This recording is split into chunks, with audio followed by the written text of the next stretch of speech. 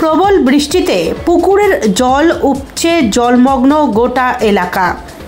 বিষাক্ত পোকামাকড়ের ভয়ে দিন কাটাচ্ছেন এলাকার মানুষরা। রাতভর একটানা বৃষ্টিতে পুকুরের জল উপচে জলমগ্ন গোটা এলাকা। দূষিত জলের মধ্য দিয়ে হাঁটাচলা করতে হচ্ছে এলাকাবাসীদের। জলের মধ্যে ঘুরে বেড়াচ্ছে বিষাক্ত পোকামাকড়। বর্তমান পরিস্থিতিতে আতঙ্কে রাতের ঘুম উড়েছে বসবাসকারীদের। জল যন্ত্রণা থেকে মুক্তি পেতে একরাশ ক্ষোভ উগরে দেন স্থানীয় বাসিন্দারা। নদিয়ার শান্তিপুর হরিপুর পঞ্চায়েতের অন্তর্গত নৃসিংহপুর উত্তর কলোনি এলাকার ঘটনা। স্থানীয়দের অভিযোগ, কষ্ট হচ্ছে তো এই যে পা তো এখন এটা কিসের জল? পুকুরের? পুকুরে ওই পচা গন্ধ পুকুর, ওই সব জলে এতে জীবাণু ছড়ালে তো শরীর খারাপ করবে। তো শরীর খারাপ তো হইয়া বলছে, আবার শরীর খারাপ করবে কি? সাপ পোকামাকড় ভয় পাচ্ছেন? সাপ পোকামাকড় দেখা যায় ওই গাছের ইয়া খারাপ হয়েছে। আচ্ছা, যারা এই এলাকায় যারা বাচ্চারা রয়েছে, বয়স্করা রয়েছে, তারা তো হাঁটাচলা করতে পারছে না। জানো না তুমি? তুমি নিজেও তো বোঝো। কি চাইছেন আপনারা? আমি আর কি চাই, এলাকার যারা এই যে যারা নেতা কিংবা যারা প্রতিনিধি তারা এসেছিল? কেউ আসেনি। মানে খুব কষ্টের মধ্যে রয়েছেন। গতকাল রাতে তো খুব বৃষ্টি হয়েছে, তারপরে কি পুকুরের জল উপচে এখানে এসছে? এটা কি মাঝে মধ্যে হয় নাকি প্রথম? এইটাই প্রথম, মাঝে মধ্যে হয় না, এইটাই প্রথম। আগে একবার হয়েছিল, সাধারণ হয়েছিল, গেছে। এই তো জলের উপর দিয়ে দেখছি পোকামাকড় যাচ্ছে, সাপ যাচ্ছে, কি করা যায় বলো তো?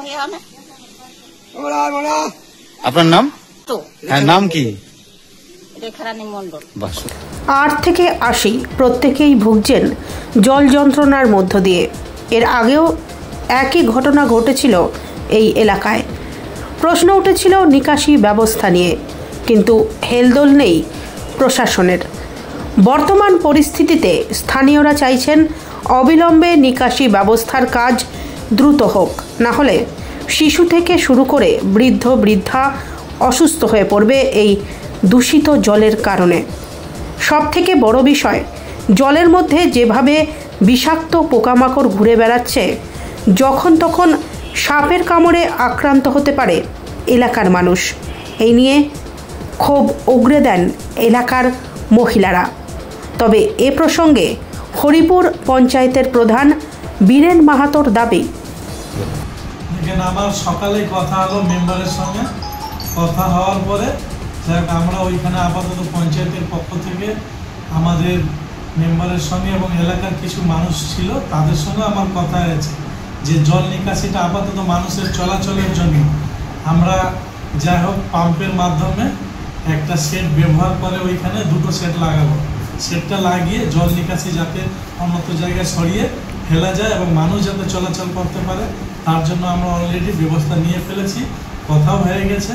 আমরা ওয়েদারটা একটু যদি স্বাভাবিক আজকে যদি ভালো হয় তাহলে আজকে লাগিয়ে দেবো, আর যদি দেখা গেল আজকে ওয়েদার ওইরকমই যদি থাকে তাহলে আমার সদস্যর সঙ্গে কথা আছে আগামীকাল আমরা পাম্পটা লাগিয়ে জলটা শেষ করে অন্যত্র জায়গায় সরিয়ে দেবো, তাতে মানুষের আর আতঙ্ক হওয়ার কিছু নেই এবং অসুবিধাও হবে না। স্থানীয় মানুষের অভিযোগ, এখনো পর্যন্ত কোনো জনপ্রতিনিধি এলাকায় যায়নি দেখা করতে।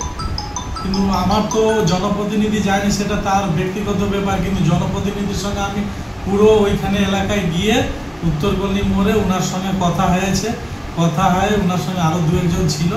কথা হয় পুরোটাই আমাদের ফাইনাল হয়ে গেছে যে আমরা জল নিকাশির জন্য পাম্প ব্যবহার করে অন্যত্র জায়গায় সরিয়ে নিয়ে যাতে জলটা যায় এবং মানুষ যাতে চলাচল করতে পারে এবং বসবাস করতে পারে, তার জন্য আমাদের হরিপুর গ্রাম পঞ্চায়েতের পক্ষ থেকে পদক্ষেপ নেওয়া হয়েছে। আপনার নাম? বীরেন মাহাতো, প্রধান, হরিপুর গ্রাম পঞ্চায়েত।